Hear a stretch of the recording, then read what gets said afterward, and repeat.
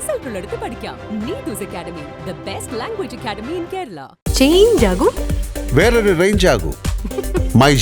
MyG future. വയലിലോട്ട് എത്ര നാള് എത്ര തിരുമിയെന്നൊന്ന് ചോദിക്കുക. എത്ര ദിവസം? അത് എൻ്റെ മിസ്റ്റേക്കാണ്.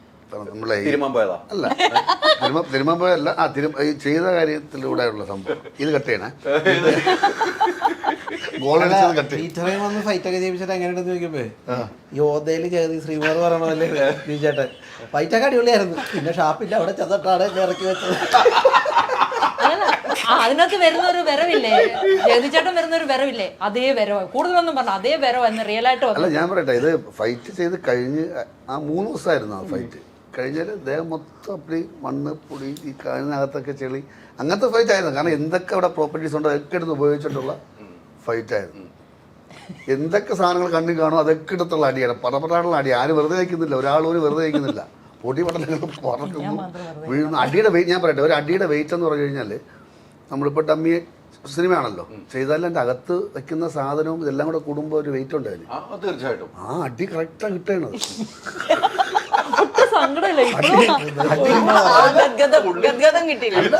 അടി കിട്ടിയിട്ടേ ആ ഷേക്ക് നമ്മള് കാണിക്കണ്ട, അത് വന്നോളും. ഓർക്കുമ്പോ തന്നെ സങ്കടം മുഖത്തുണ്ട്. അങ്ങനെ അത്ര ഒരുപാട്, അത്ര ഒരടിയല്ല. കിച്ചു ബ്രോയുടെ അടുത്ത് പറഞ്ഞപ്പോഴേ ചേട്ടന് 3 ദിവസമല്ലേ 10 ദിവസം അന്നാ ഇപ്പൊ നമുക്ക് മെയിൻ മറ്റു സാധനം പറഞ്ഞു കൊടുത്താലോ? എന്റെ കാര്യം പറയൂ. ഞാൻ പറയട്ടെ.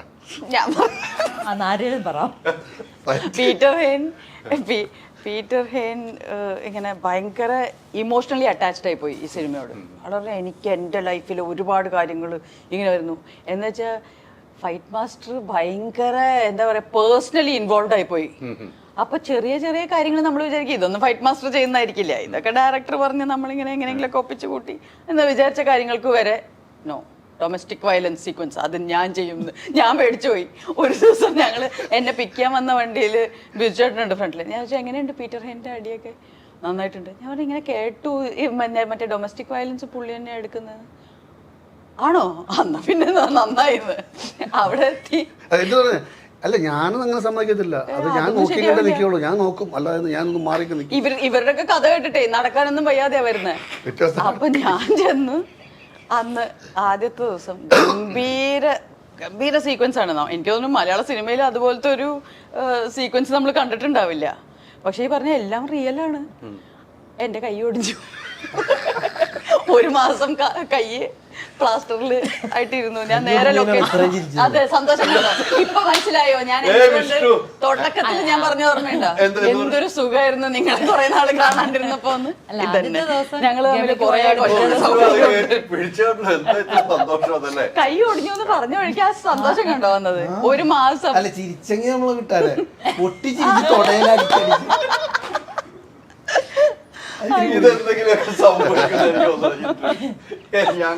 ആദ്യത്തെ ദിവസം കാറല്ലേ വലിയ ഗമയിലിരുന്ന ആള് പിറ്റേ ദിവസം. പിന്നെ ഞാൻ ഇനി ആ ഫോട്ടോ ഇറക്കാം. ഞങ്ങളുടെ ഫോട്ടോ ഉണ്ട് തരാട്ടോ. ഇവരുടെ ഉണ്ട്, നമ്മുടെ ഫോട്ടോഗ്രാഫർ എടുത്ത ഫോട്ടോ ഉണ്ട്. അതെ, അതുകൊണ്ടാണ് ഞങ്ങൾ ഇതുവരെ പുറത്തു പറയാതിരുന്നത്. 1 മാസം കൈയൊടിഞ്ഞ് നല്ല സുഖമായിട്ടിരുന്നു.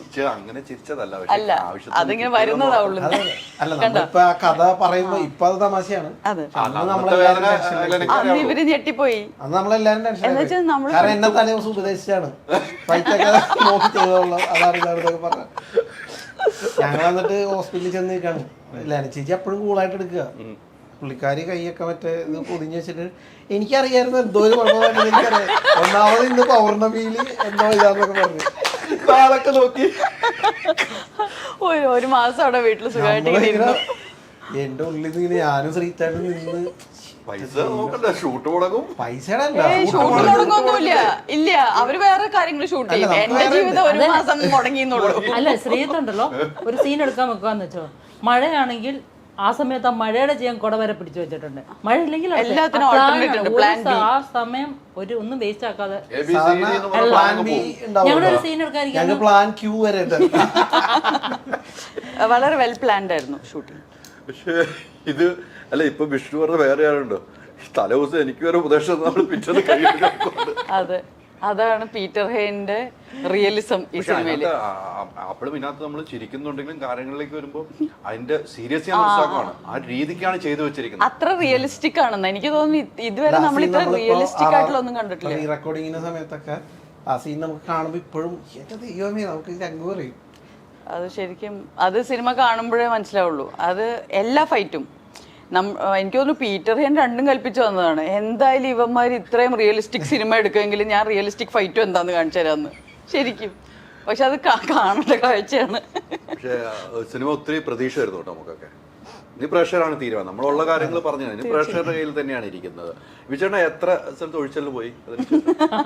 കൈ കൈ ഇടയ്ക്കിടയ്ക്ക് ഊരി പോകുന്നുണ്ടോ? ഇടയ്ക്കിടയ്ക്ക് ഊരി പോകുന്നുണ്ടോ? സന്തോഷം എന്നോട് മാത്രമല്ല, അത് ഞാൻ പറഞ്ഞിട്ടില്ല. എന്നോട് മാത്രമൊന്നല്ല, പൊതുവെ എല്ലാവരോടും അങ്ങനെയാണ്.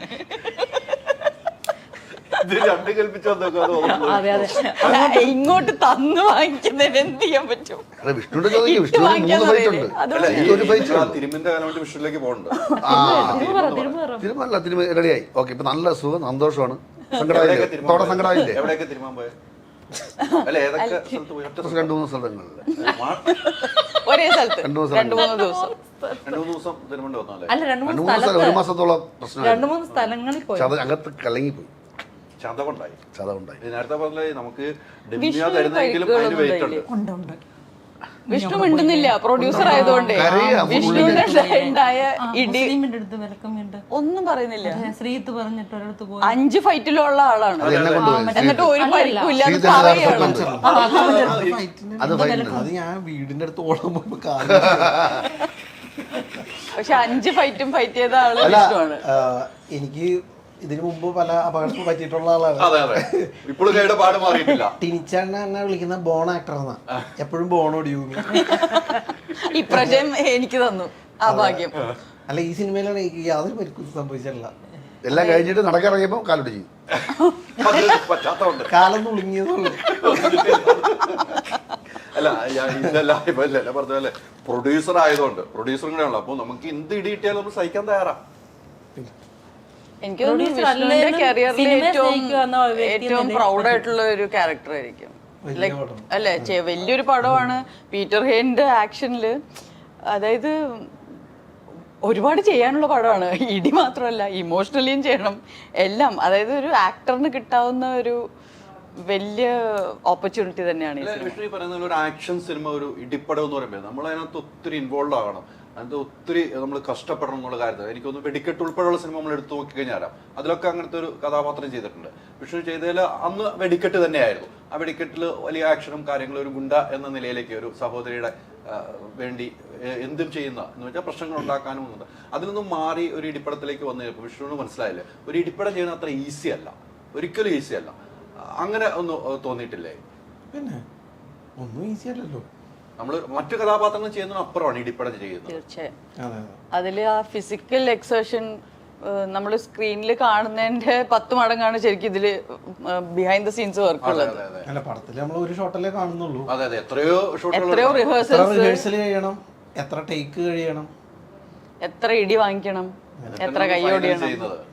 അത് മറ്റുള്ളവർ അറിയുന്നില്ല. ലൊക്കേഷൻ വന്ന് നിൽക്കുന്നവർക്കല്ലേ അത് കാണുമ്പോഴല്ല മനസ്സിലാവില്ല ആ ബുദ്ധിമുട്ട്. എസ്പെഷ്യലി ഇതുപോലെ ക്രൗഡ് ഫൈറ്റും കൂടി ആവുമ്പോ ഒരിക്കലും പെട്ടെന്ന് തീരുമില്ല. ഒരു നാടൻ സ്റ്റൈൽ ഫൈറ്റ് ആണോ അതോ ഈ ക്രൗഡ് ഇപ്പൊ നേരത്തെ പറഞ്ഞല്ലോ സ്കൂൾ ക്യാമ്പസിൽ ക്രൗഡ് ഫൈറ്റ് എന്ന് പറഞ്ഞാൽ നാടൻ സ്റ്റൈലും അല്ല, എന്താന്ന് പറയാൻ പറ്റുന്നില്ല, കണ്ടു തന്നെ തീരുമാനിക്കണം നമ്മൾ. അതൊരു പീറ്റർ ഹെയിൻ വിഷ്വൽ എക്സ്പീരിയൻസ് ആണ്. അങ്ങനെ വേണമെങ്കിൽ പറയാം.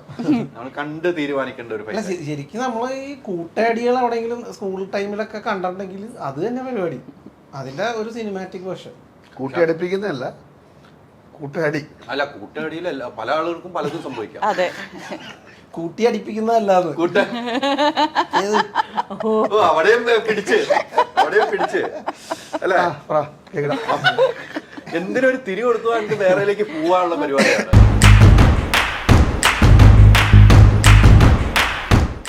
PTE ഇനി റിസൾട്ട് ഉള്ളടുത്ത് പഠിക്കാം. Neethu's academy, the best language academy in Kerala.